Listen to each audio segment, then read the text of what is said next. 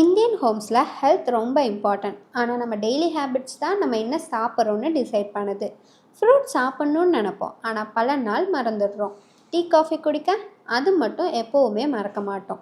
அப்போது அந்த டெய்லி ஹேபிட்டை நமக்கு ஆரோக்கியமாக மாற்ற ஒரு சிம்பிள் சொல்யூஷன் தான் ரெட் பனானா மால்ட். செவ்வாழை நேச்சுரலி எனர்ஜியை பூஸ்ட் பண்ணும்.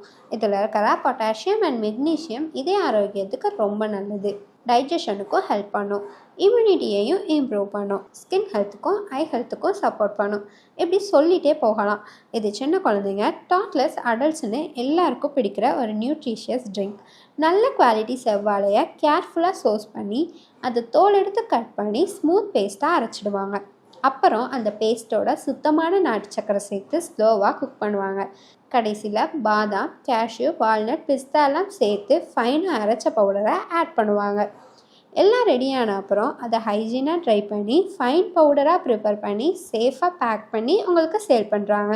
ஏன்னா நல்ல ஆரோக்கியன்றது ஒரு அக்கேஷ்னல் சாய்ஸ் இல்லை, அது நம்ம டெய்லி ஹேபிட்டாக இருக்கணும். And that's what red banana malt is made for.